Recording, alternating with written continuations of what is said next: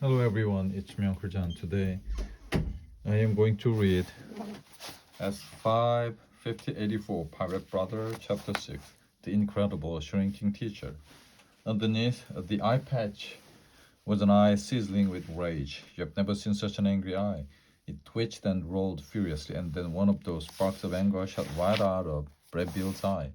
It was just like a tiny speck of very bright light, and no one noticed it spring out of his eye except Rima and me. She gasped and I cried. No, Brabio, but we were too late. The spark set off like an arrow towards Mrs. Davis.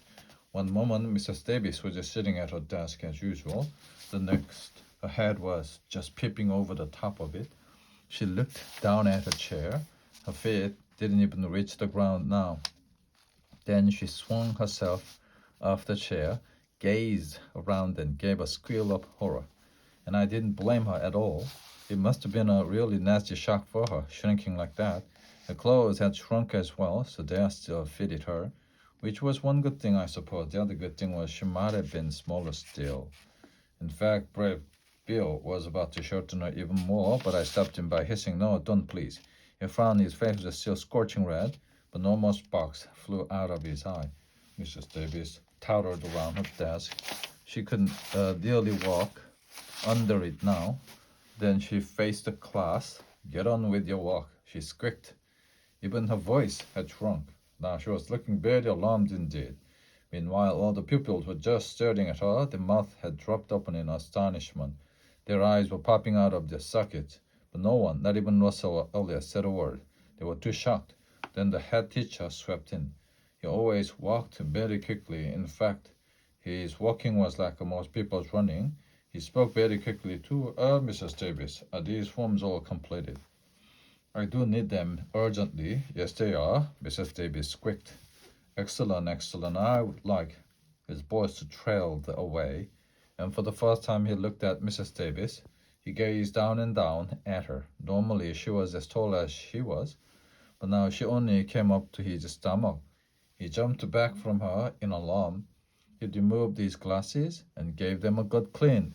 After this, he squinted down at her again. "You seem so much shorter today, Mrs. Davis." "Yes," she squealed. "Are you quite all right?" "I'm not sure," she quavered. "Well, I better get someone." He walked even more quickly than usual to the door. "Don't worry now." Then he was gone.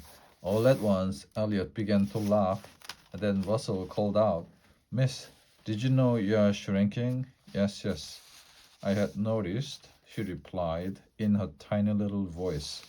"Are you going to get any smaller?" Russell asked. "I hope not." She gazed about her anxiously.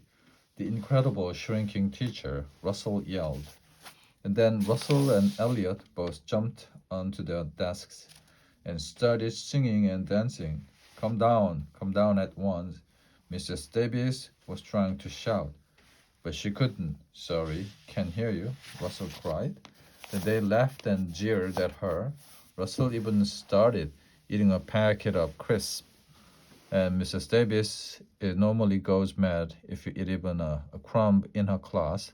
This was awful. I turned to Brad Bill. "You can't leave Mrs. Davis like that." "Why not?" he replied.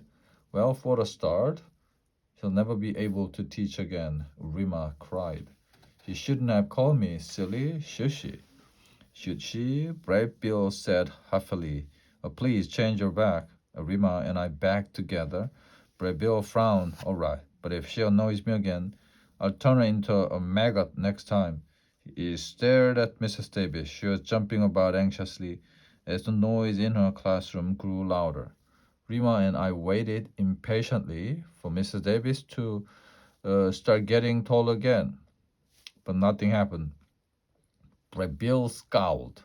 "I'm still angry, that's what it is. I can only make people grow back when I'm not cross with them."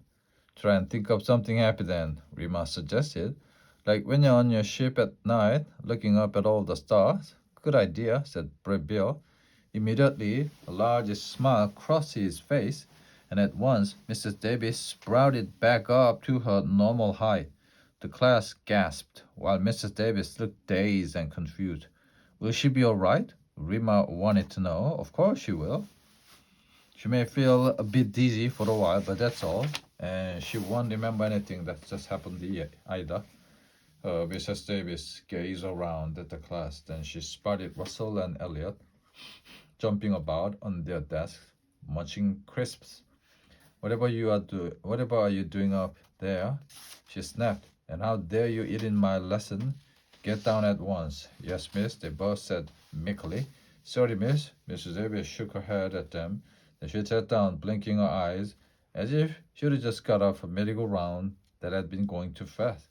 Suddenly we heard the quick footsteps approaching. The head teacher bounced in again. This time he had brought someone with him. Oh, Mr. Catton, exclaimed Mrs. Davis. I expect you have come for the forms, and she handed him a stack of forms. Yes, thank you, he replied. He turned to the person he had brought with him, was school nurse. Then he looked at Mrs. Davis again. Mrs. Davis, would you mind standing up for a moment, please? Standing up? Well, yes, all right, Mrs. Davis murmured. Looking more than a little puzzled, she got to her feet and stared back at him. She was the same height as him again. He staggered back. But you are? Yes, Mr. Catton. Both the school nurse and Mrs. Davis were looking questioningly at him now. You are, he said again. Then he muttered, I'm working too hard. That's what it is. I need a holiday. And he rushed out of the door with the school nurse close behind him. Brad Bill grinned. Now that bit of the lesson I did enjoy. All the class was staring at Brad Bill and whispering, he must be the real one. He must. Suddenly, Brad Bill called out, all right, ma'am, if I go and explore for a little bit.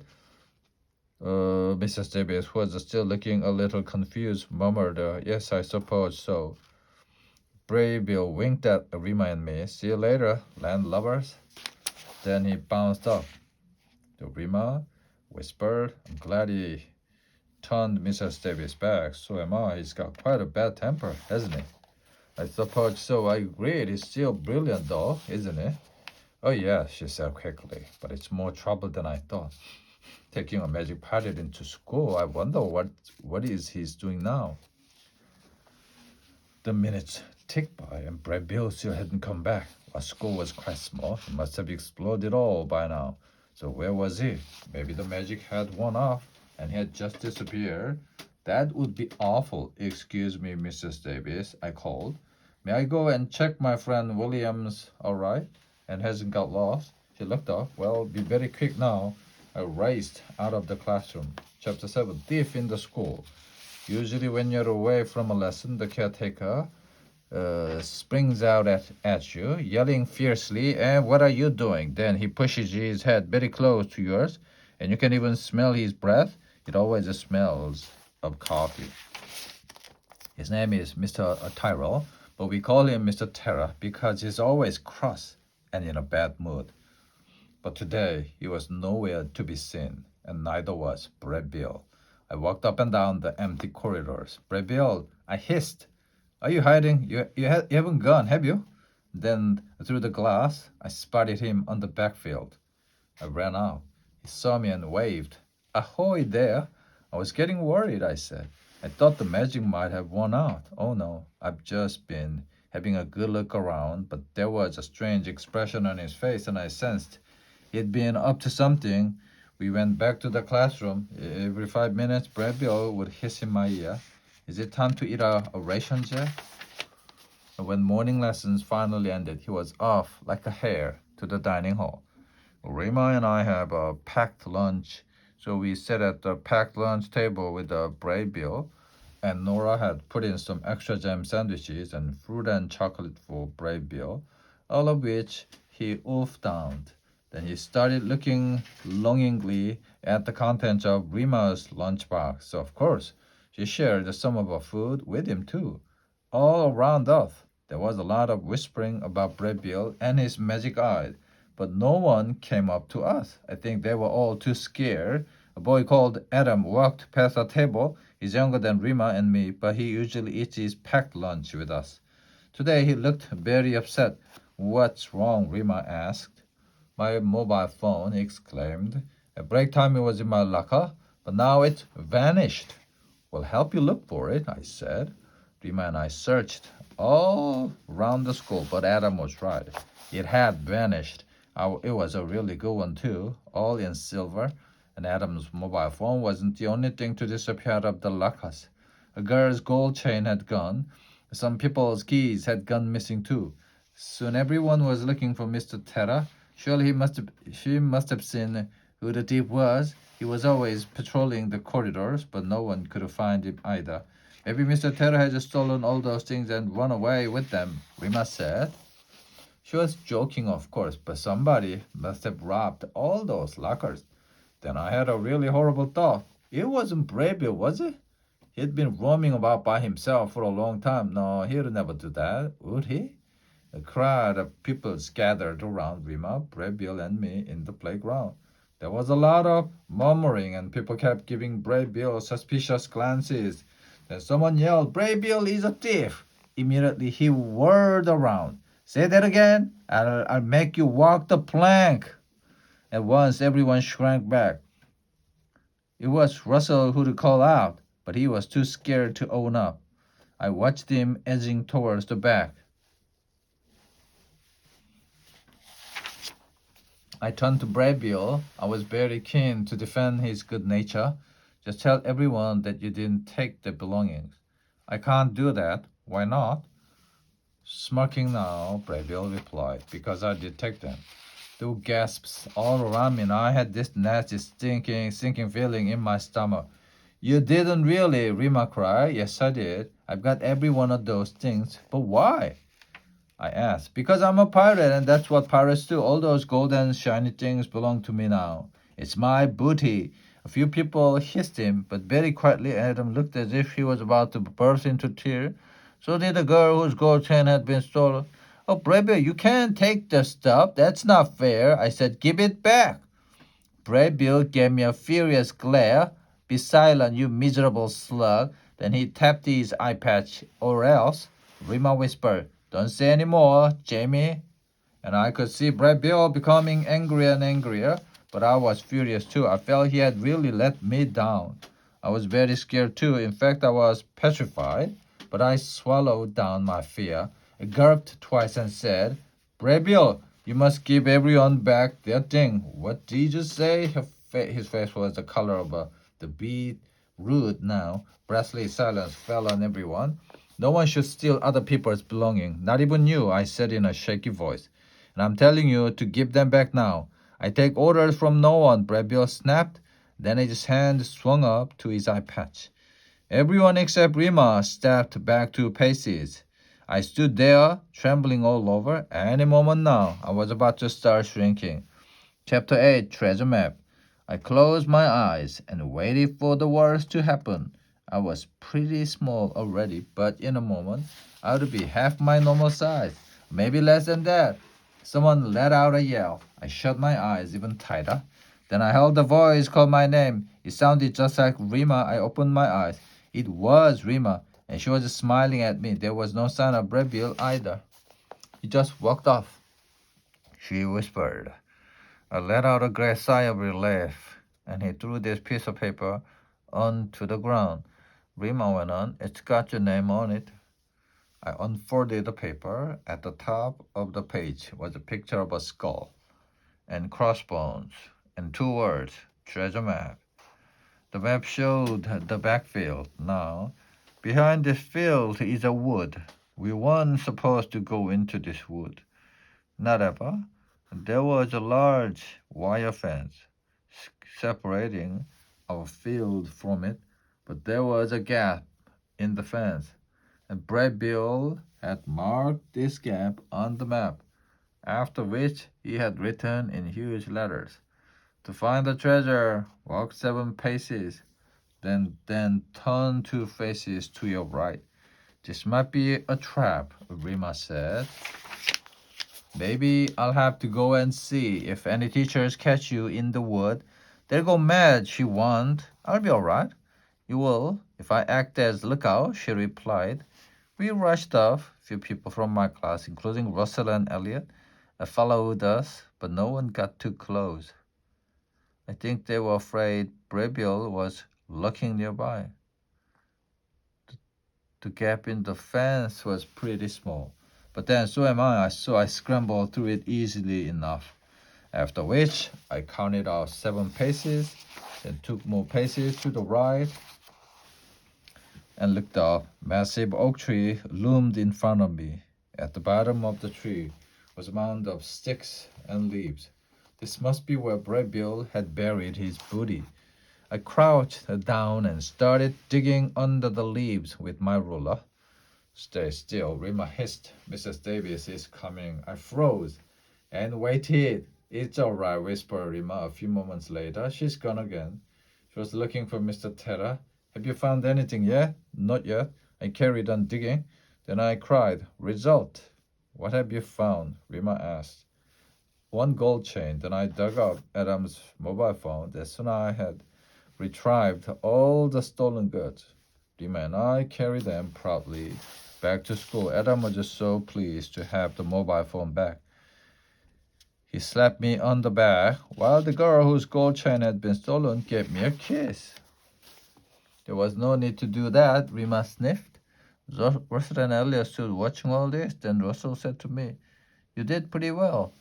Even though it was your fault, all those things got stolen. It wasn't Jamie's fault.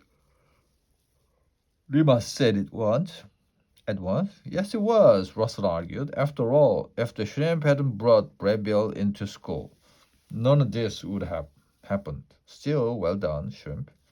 And stop calling me the shrimp.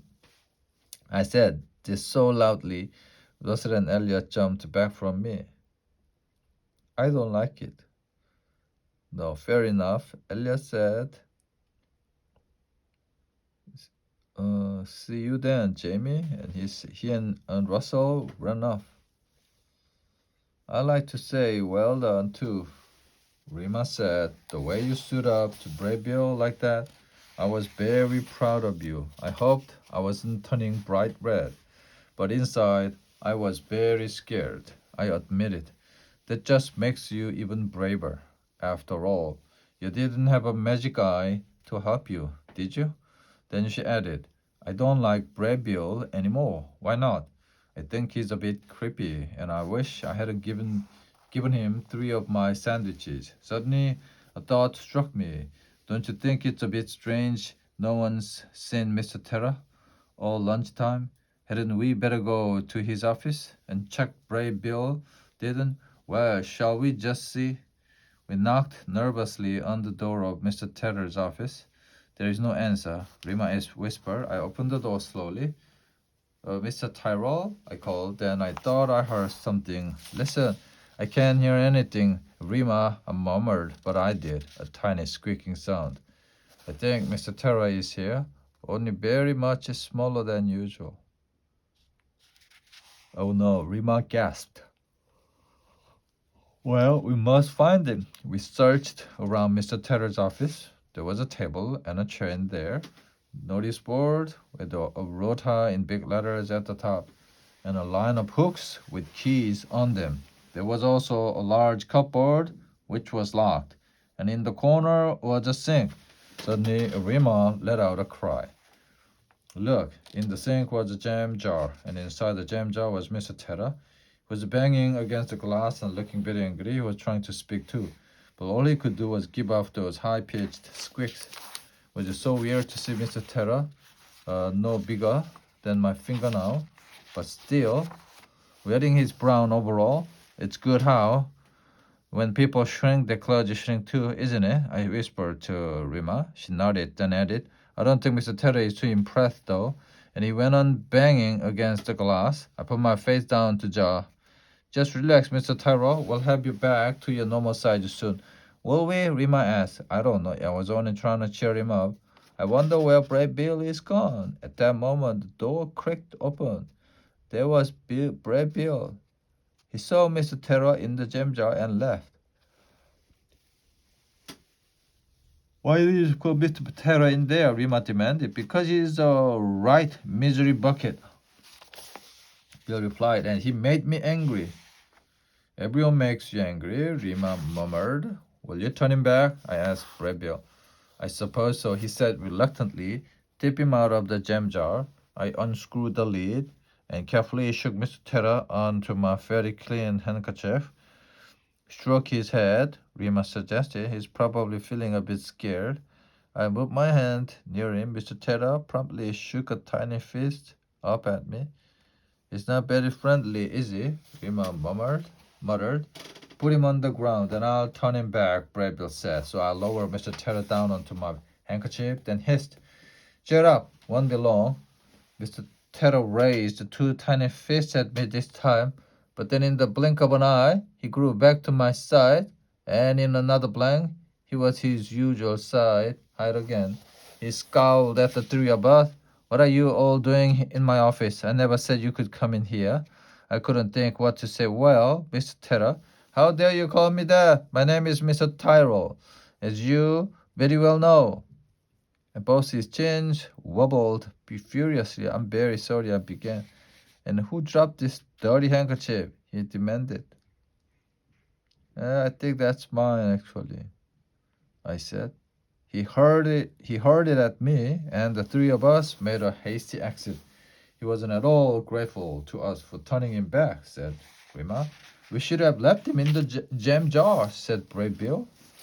"Well, anyway, I'm going now. I have had enough of school." By then, Rima called. "Hope I never see you again," she added under her breath. "See you, Brave Bill," I said, but he was already walking away. I stared after him. Rima gave my arm a squeeze. "Come on, let's forget him." When I walked into the classroom, all the pupils clapped and cheered me as if I were a famous footballer. They went on clapping. Just about everyone knew how to stood up to Brave Bill, but I felt really flat and let down. Brave Bill was my all-time favorite character. I would have gone so well at first, but we had parted on very bad terms, and I would probably never see him again. During the afternoon, someone said they seen Brad Bill hanging around outside. I rushed to the window, but I couldn't spot him. I walked on with Rima as usual. She tried to cheer me up, and I said I should pop around later. I rang the doorbell, and Nora opened the door and smiled at me. She seemed especially happy this afternoon. I wondered if Harry had come back. No doubt he had lots of tales about his day as a pirate. I followed Aunt Nora into the kitchen, and there, sitting at the table, eating yet another enormous meal, was Brave Bill. Chapter 9, Message in a Milk Bottle. Brave Bill had taken his hat off and was really tucking into the meal, and Nora had prepared. He said he was still hungry, and Nora explained. Beside him was a huge pile of sandwiches. "My shipmates are going to love these," he said, nodding at them. "I made 43, so no one's left out," and Nora said. Brave Bill gave a happy sigh. "A delicious meal, ma'am. Thanks again." Then he looked at me. "I suppose I better get back to my story." "Oh, must you go?" and Nora cried. "The sea is calling me back," Brave Bill replied. "Well, have a safe journey," and Nora said, "and I hope we see you again." "I'd like to drop an anchor here again one day," Brave Bill said.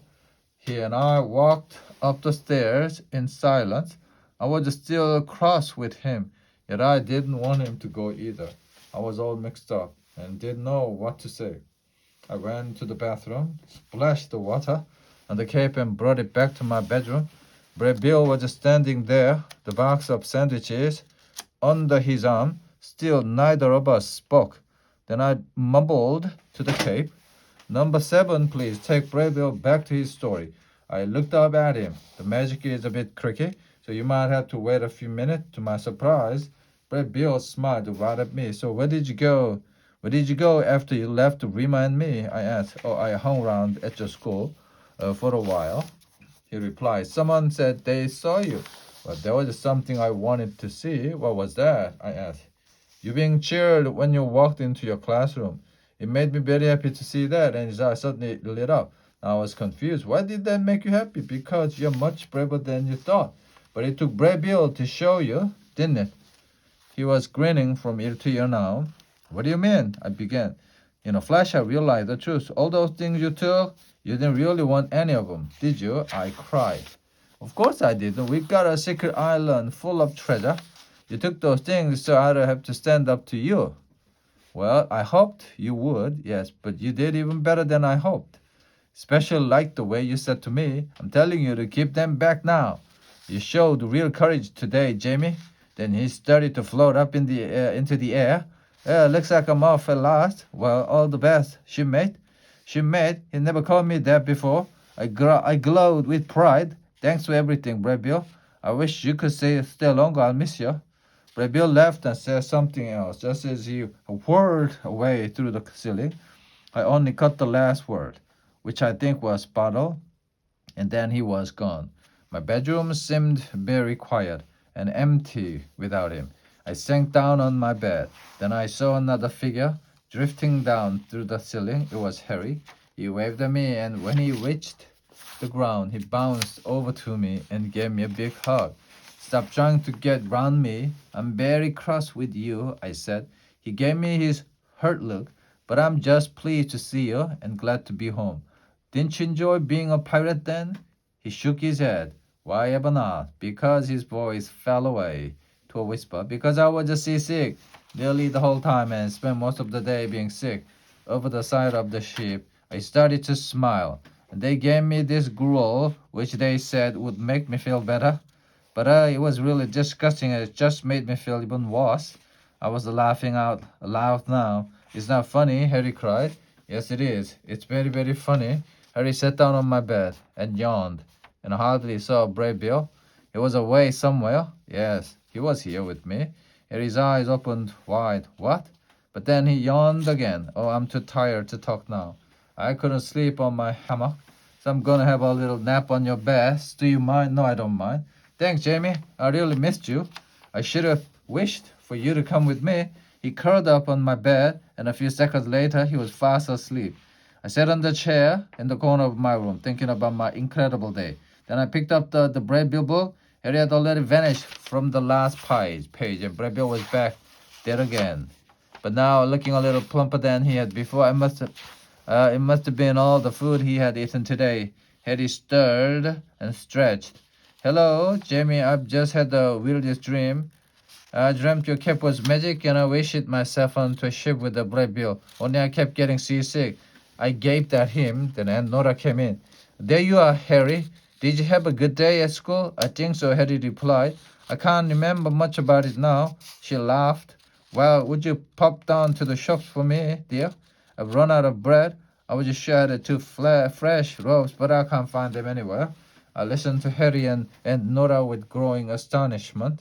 Now the wish was over. They had forgotten everything that had happened. The doorbell rang. It was Rima. She burst in and hissed at me. Jamie, you don't suppose Brad Bill took all those things deliberately? Then you'd have to stand up to him and you realize that's exactly why he did take them. I interrupted her. She explained it all to me. He's very clever, isn't he? I always talked like him. Glad he ate 3 of my sandwiches. Is he still here? No, he left ages ago and he's back in his story again. Her face fell. What a shame. I wanted to say a proper goodbye to him. See, at least I got his autograph. Do you know the really real thing? Neither Nora nor Harry remembers anything that's happened today. I bet our class won't either, Rima murmured. But that's the way the cape's magic works. Don't remembers what's happened except you. She paused for a moment and me for some good reason. I expect that's because you're my very special friend. Elliot and Russell will be back calling me the shrimp again tomorrow, so no, they won't, Rima replied. Because you will stand up for yourself now. I grinned. That's right, I will. And Nora popped her head around the door. Hello, Rima, dear.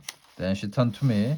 I was just putting the milk bottles out when I found something in one of them, a funny-looking note addressed to you. I grabbed it from Aunt Nora.